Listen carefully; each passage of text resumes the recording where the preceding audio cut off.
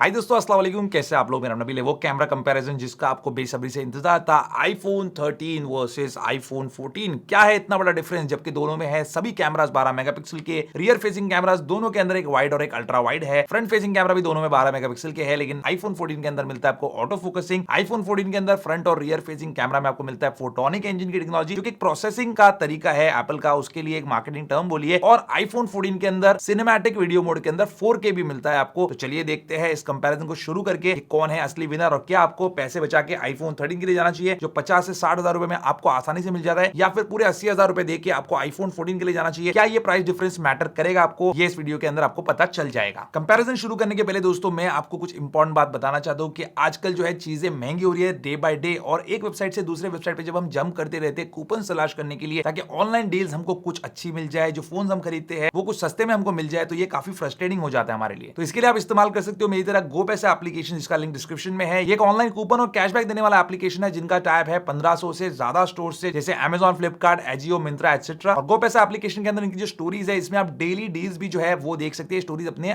Update करते रहते हैं। गो पैसा एप्लीकेशन को यूज करना बहुत ही सिंपल है। सबसे पहले डिस्क्रिप्शन में दिए हुए लिंक से इस एप्लीकेशन को डाउनलोड कर लो। उसके बाद आपको जहां से भी शॉपिंग करनी है उसको सिलेक्ट कर लो और क्लिक करो गेट कैशबैक बटन पे। गो पैसा आपको रीडायरेक्ट कर देगा उस वेबसाइट या ऐप पे, फिर आपको नॉर्मली शॉपिंग करनी है। शॉपिंग करने के बाद आपको आपका कैशबैक जो है 24 से 48 आवर्स के बीच में आपके गो पैसा के अकाउंट में मिल जाएगा। और कंफर्म होने के बाद आप उसको डायरेक्टली अपने बैंक में ट्रांसफर कर सकते हो। ये एक ट्रस्टवर्दी एप्लीकेशन है और 200 करोड़ से भी ज्यादा कैशबैक दे चुका है अपने यूजर्स को। और अगर आप मेरे लिंक से गो पैसा को डाउनलोड करते हो तो 25 रुपीज का एक्स्ट्रा कैशबैक भी मिल जाएगा। फेस्टिवल जो है अराउंड द कॉर्नर है, ऑनलाइन में जबरदस्त डील चल रही है Amazon, फ्लिपकार्ट, मिंत्रा, एजियो सभी पे, तो वो बेस्ट डील्स तो आपको मिलेंगे। गो पैसे से शॉपिंग करने पे आपको एक्स्ट्रा कैशबैक भी मिलेगा। तो लिंक डिस्क्रिप्शन में है, do check it out. Guys, iPhone 14 और 13 के फ्रंट फेसिंग कैमरा से आप मेरे को देख रहे हो 4K 30 FPS पे। ये 4K 60 FPS दोनों जो है front facing camera rear facing camera से रिकॉर्ड कर सकते हैं। और वॉल्यूम के ऊपर भी नजर रख लेना ताकि आपको समझ में आ जाए कि जो आवाज़ है उसमें किसमें जो है बेटर आ रही है। डायनामिक रेंज का भी आप ख्याल रख सकते हैं, देख सकते हैं। देखिए पीछे स्काई भी है, धूप भी है चेहरे के ऊपर, तो यहाँ पे किसमें आपको बेटर फुटेज देखने मिल रही है और स्टेबिलिटी किसमें दिख रही है जहाँ पे मैं चलते चलते जा रहा हूँ। इस 14 के फ्रंट फेसिंग कैमरा में एडवांटेज है कि इसके पास ऑटो फोकस है, 13 में नहीं है, लेकिन उसके अलावा कोई भी फर्क यहाँ पे मुझे नजर नहीं आया। इनफैक्ट कुछ भी फर्क नहीं है,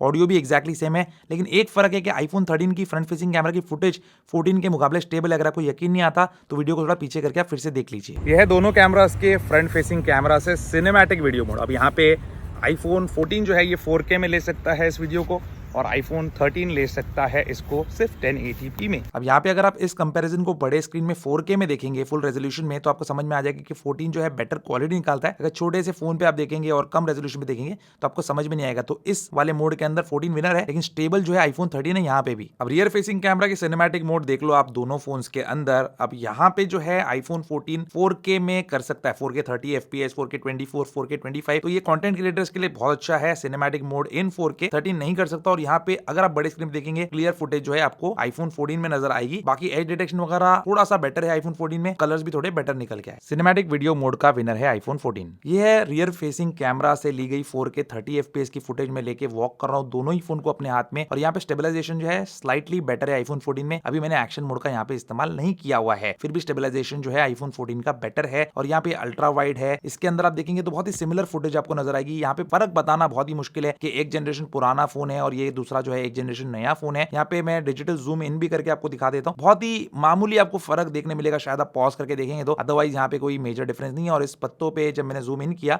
तब भी आपको जो है ऐसा ही फर्क नजर आएगा। अब यहाँ पे आईफोन 14 का सबसे बड़ा फीचर जो कि है एक्शन मोड। अब यहाँ पे देखिए मैं भाग रहा हूँ जोर जोर से, और 13 और 14 में जो है जमीन आसमान का फर्क नजर आ रहा है। तो ये गिम्बल लाइक स्टेबलाइजेशन आपको आईफोन 14 निकाल के देता है, लेकिन पीछे की क्वालिटी आपको 13 में बेटर लगी क्योंकि वो 4K है, और आईफोन 14 में ये 2.8K में एक्शन मोड मिलता है आपको। यह रियर फेसिंग कैमरा का क्विक ऑटो फोकसिंग टेस्ट। तो यहाँ पे 13 पे देख लीजिए कैसा फोकस करता है, और 14 पे भी तो बहुत ही सिमिलर है। इसमें आपको कोई यहाँ पे डिफरेंस नजर नहीं आएगा, कोई टेक्नोलॉजी में जो है कुछ अलग नहीं यहाँ पे किया है एप्पल ने, तो सेम ही रहेगी auto focusing quick and fast. Front facing camera से नाइट टाइम की अगर आप वीडियो लेते हो तो आईफोन 13 में आपको ग्रेन ज्यादा मिलेंगे, और आईफोन 14 ने नॉइज रिडक्शन किया है जिसकी वजह से स्किन स्मूथनिंग आपको देखने मिलेगी। तो 14 स्लाइटली बेटर है, लेकिन बहुत ही 19-20 का फर्क है।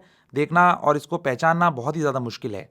और यहाँ पे रियर फेसिंग कैमरा से अगर आप वीडियो लेते हो नाइट टाइम में 4K 30 FPS है, बार बार बोलने की जरूरत नहीं, तो यहाँ पे आपको जो है बहुत ही 19-20 का फर्क देखने मिलेगा। ऑलमोस्ट सिमिलर है, लेकिन एक चीज़ में फ़र्क है, आगे आपको बताता हूँ। अब यहाँ पे पेड़ देख लीजिए, बहुत ही ज़्यादा सिमिलर है, कोई फ़र्क नहीं है। यहाँ पे कोई एडेड एडवांटेज नहीं है 14 के पास नाइट टाइम वीडियो के अंदर 13 के मुकाबले।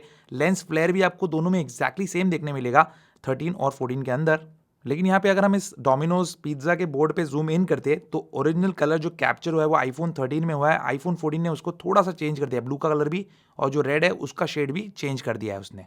अब यहाँ पे स्टिल फोटोग्राफी को कर लेते कंपेयर दोनों में, तो 13 और 14 में ये डिफरेंस लगा मुझे थोड़ा प्रोसेसिंग का, कि 14 थोड़ा सा नेचुरल इमेज कैप्चर करता है, 13 थोड़ा सा स्किन स्मूथनिंग वगैरह करता है। बाकी 14 और 13 का जो पोर्ट्रेट मोड है सेल्फी वाला, ये बहुत ज़्यादा सिमिलर है, लेकिन 14 स्लाइटली बेटर है एज डिटेक्शन के अंदर। तो यहाँ पे थोड़ा सा इंप्रूवमेंट डेफिनेटली है आईफोन 14 के अंदर 13 के मुकाबले। रियर फेसिंग कैमरा से ये एक रेगुलर फोटो है, ये भी बहुत ज़्यादा आपको सिमिलर लगेगी, लेकिन साइड बाय साइड देखेंगे तो कुछ मामलों में आपको 14 बेटर लग सकता है, लेकिन ओवरऑल काफ़ी सिमिलर है। पोर्ट्रेट मोड भी जो है दोनों का बहुत ज़्यादा आपको सिमिलर लगेगा रियर फेसिंग कैमरा से, और हाथों के बीच में देखेंगे गैप तो वो दोनों ने ही छोड़ दिया, तो अभी भी आईफोन में रियर फेसिंग कैमरा का पोर्ट्रेट मोड में इंप्रूवमेंट में काफ़ी ज़्यादा चांस है। पैनोरामिक इमेज में स्टिचिंग जो है फैंटास्टिक है, ये मल्टीपल इमेजेस को कंबाइन करके एक फोटो बनाता है, लेकिन 14 की जो फोटो है मुझे स्लाइटली बेटर लगी, क्योंकि साइड बाय साइड कंपेयर कर रहा हूँ इसलिए समझ में आ रहा है फर्क। इस इमेज के अंदर देखेंगे क्लोजअप शॉट मैक्रो तो दोनों में है नहीं, 14 के अंदर स्लाइटली कलर्स जो है बेटर निकल के आते हैं। ये है नाइट मोड में सेल्फी, यहाँ पे 13 ने बेटर काम किया, 14 ने थोड़ा सा अजीब सा कुछ ब्लर सा कर दिया फेस पे, लेकिन इस वाली इमेज में जहाँ पे हमने पोर्ट्रेट मोड लिया है 14 ने बेटर काम किया 13 के मुकाबले।